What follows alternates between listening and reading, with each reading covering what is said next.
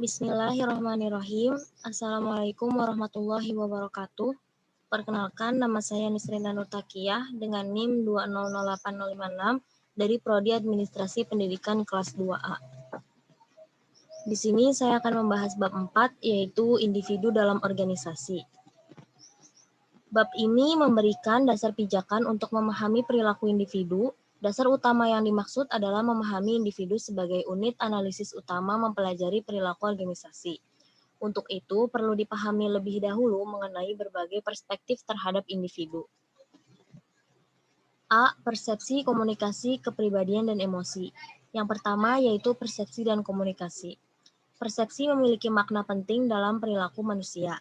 Perilaku seseorang didasarkan pada persepsi mengenai realitas yang dihadapi dalam kehidupannya, bukan mengenai realitas itu sendiri. Persepsi juga dapat diartikan sebuah tanggapan atau penerimaan langsung dari sesuatu sebagai sebuah proses dalam diri seseorang untuk dapat mengetahui beberapa hal melalui panca inderanya. Persepsi menurut beberapa ahli. Menurut Chairman Han Osborne mendefinisikan, persepsi adalah sebuah proses di mana orang menerima, mengorganisasi, dan menginterpretasi informasi dari lingkungannya. Menurut Stephen P. Robbins mendefinisikan, persepsi itu sebagai suatu proses yang ditempuh individu untuk mengorganisasikan dan menafsirkan kesan-kesan indera mereka untuk memberikan makna bagi lingkungan mereka. Faktor yang mempengaruhi persepsi individu, yaitu ada pelaku persepsi, target yang dipersepsikan, dan situasi di mana persepsi itu dilakukan. Maksudnya pelaku persepsi itu adalah karakteristik yang melekat dengan diri seseorang. Menurut target yang dipersepsikan adalah objek yang dipersepsi oleh individu. Semakin kompleks objek yang dipersepsi, semakin sulit untuk mendekati objek yang sebenarnya. Lalu, situasi di mana individu mempersepsi adalah suasana yang melingkupi individu dalam proses mempersepsi. B. Komunikasi meliputi beberapa hal, yaitu 1. Proses komunikasi. Proses komunikasi merupakan langkah-langkah antara komunikan atau sumber dan penerima yang menghasilkan pentransferan dan pemahaman makna dari apa yang dikomunikasikan. Yang kedua, ada model proses komunikasi. Model proses komunikasi ini biasanya sebelum komunikasi terjadi, perlu diungkapkan maksud suatu pesan untuk disampaikan. Yang ketiga, yaitu komponen komunikasi. Komponen komunikasi dibagi menjadi 3, yaitu pesan, apa yang dikomunikasikan, kedua pengkodean, menguraikan pesan dalam bentuk simbol, dan yang ketiga channel atau saluran, yaitu alat yang digunakan untuk mengirim pesan. Lalu yang keempat, aliran-aliran komunikasi dalam organisasi. Yang pertama ada dimensi vertikal. Dimensi vertikal dibagi menjadi 2, yaitu ke bawah dan ke atas. Maksudnya ke bawah yaitu komunikasi yang mengalir dari satu tingkat dalam suatu kelompok atau organisasi ke suatu tingkat yang lebih awal, merupakan komunikasi ke bawah. Kalau komunikasi ke atas, maksudnya adalah mengalir ke suatu tingkat yang lebih tinggi dalam kelompok atau organisasi itu. Yang B, ada dimensi lateral. Dimensi lateral ini bila komunikasi terjadi di antara anggota kelompok kerja yang sama, di antara anggota kelompok-kelompok kerja pada tingkat yang sama, atau di antara setiap personel yang secara horizontal ekuivalen. Yang kelima, ada jaringan formal dan informal. Jaringan komunikasi merupakan saluran-saluran tempat informasi mengalir. Saluran ini mempunyai salah satu dari 2 varietas, yaitu formal dan informal.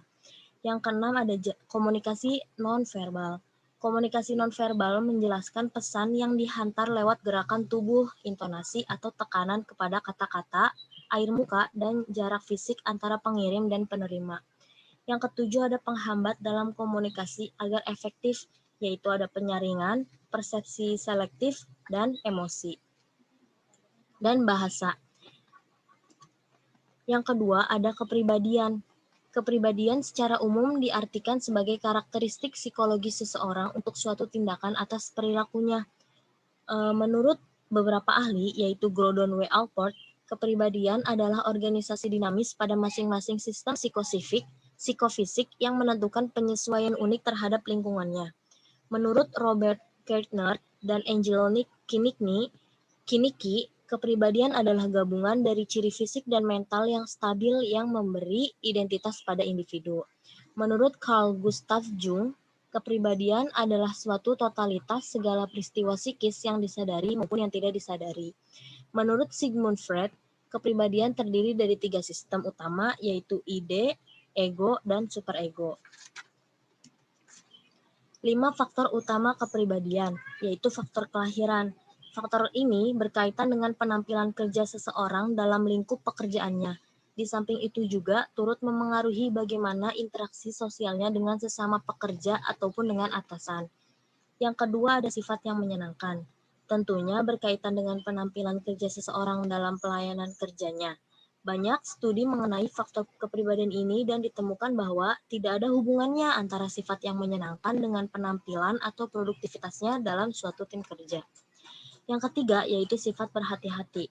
Sifat seperti ini berkaitan dengan penampilan kerja seseorang untuk semua kelompok kerja jabatan.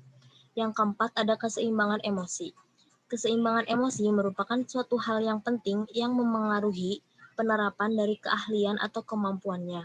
Dan yang kelima ada sifat keterbukaan terhadap pengalaman. Sikap ini sangat berkaitan dengan keahlian atau kemampuan seseorang dalam pekerjaannya.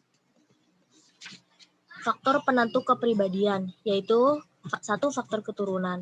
Faktor keturunan ini menjadi penentu utama. Keturunan ini terutama diturunkan dari orang tua, sehingga orang tua bisa menjadi penentu utama dalam pembentukan kepribadian seseorang. Yang kedua yaitu lingkungan. Lingkungan dapat berpengaruh besar dalam pembentukan kepribadian. Lingkungan di sini yaitu lingkungan di mana seseorang itu tumbuh dan berkembang. Yang ketiga ada situasi.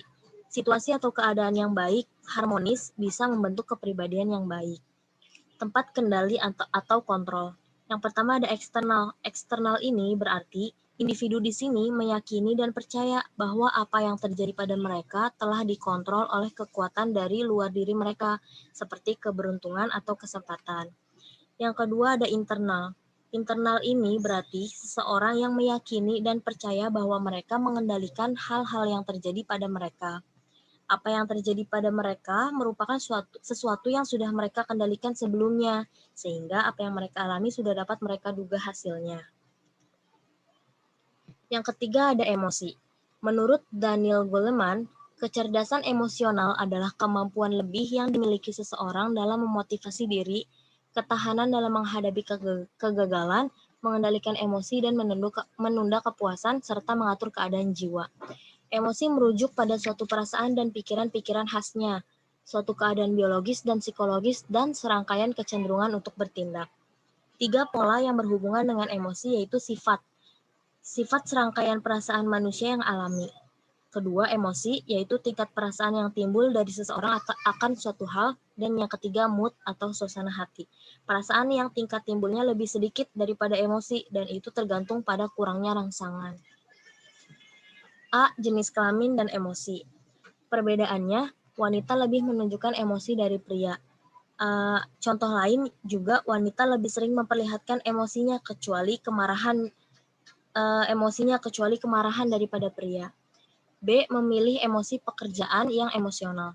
Jika pekerja ingin menunjukkan emosinya secara terorganisir selama interaksi antar perorangan, pekerja dapat mengalami konflik, yaitu merasakan emosi nyata seseorang, memperlihatkan emosi, yaitu emosi yang terorganisir sangat diperlukan. Yang C ada kecerdasan emosi. 5 dimensi dalam kecerdasan emosi adalah kewaspadaan diri, pengaturan diri, motivasi diri, empati, dan kemampuan sosial. Lalu yang keempat ada emosi negatif di tempat kerja. Emosi negatif bisa mengantarkan manusia pada perilaku menyimpang di tempat kerja, contohnya produksi. Pulang lebih awal, bekerja lambat secara terus-menerus. Kemudian properti atau barang-barang yaitu mencuri atau menyabotase. Lalu secara politik itu membicarakan orang lain, menyalahkan pekerjaan lain, dan secara perorangan godaan seksual atau mencaci maki. Yang B, perilaku individu dan perbedaan individual. Perilaku manusia adalah fungsi interaksi antara pribadi individu dan lingkungannya. Hal ini berarti seorang individu dengan lingkungannya menentukan perilaku keduanya secara langsung. Organisasi juga merupakan suatu lingkungan bagi individu yang mempunyai karakteristik yang diwujudkan dalam susunan hierarki, pekerjaan, tugas, wewenang, dan tanggung jawab. Terdapat dua kepribadian tersendiri, yaitu kepribadian yang sehat, contohnya mampu menilai diri sendiri secara realistis, dan kepribadian yang tidak sehat, contohnya mudah marah, sifat tertekan, kebiasaan berbohong, sulit tidur, dan lain sebagainya. Lalu yang C ada karakteristik organisasi dan pengaruhnya terhadap individu. Manusia merupakan salah satu komponen dalam suatu organisasi yang sangat penting, karena manusia adalah makhluk sosial, maka kita perlu mengadakan interaksi dengan orang lain supaya dapat mengetahui karakteristik orang-orang yang ada dalam organisasi tersebut. Karakteristik individu meliputi keahlian, pendidikan, pengalaman kerja, sedangkan karakteristik organisasi meliputi sumber daya, iklim, dan struktur variabel bebas terhadap pengembangan karir sebagai variabel tidak bebas. Lalu yang D, ada pendekatan-pendekatan untuk memahami perilaku individu. Yang pertama yaitu pendekatan kognitif. Pendekatan kognitif menekankan pemahaman terhadap perilaku seseorang pada sifat mental internal, yaitu berpikir dan menimbang. Dalam pendekatan ini, pengetahuan dan pengalaman individu merupakan proses mental yang disempurnakan dengan struktur kognitif yang ada. Lalu yang kedua ada pendekatan reinforcement atau penguatan. Pendekatan penguatan menekankan pemahaman terhadap perilaku seseorang pada peranan lingkungan dalam kehidupannya.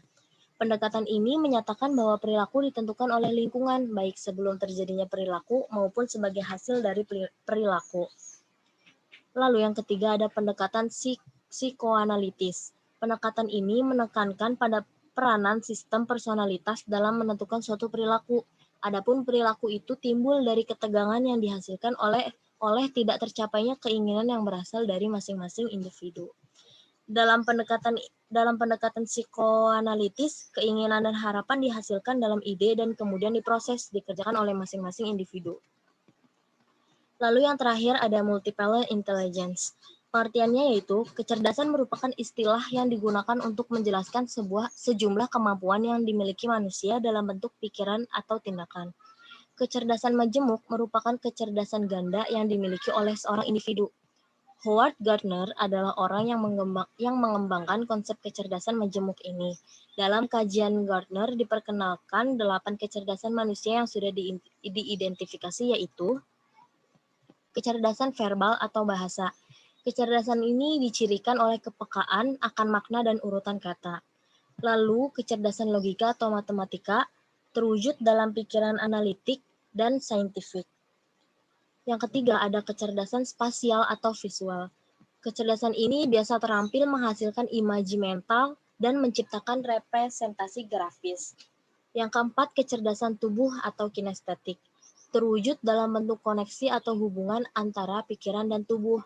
Yang kelima, ada kecerdasan musikal atau ritmik, biasanya terwujud dalam kemampuan mendengarkan pola musik dan ritmik. Yang keenam, ada kecerdasan interpersonal, kecerdasan yang berhubungan dengan orang lain. Wujud kecerdasan ini dapat kita identifikasi pada jenis kerja seperti negosiasi atau evaluasi. Yang ketujuh, ada kecerdasan intrapersonal.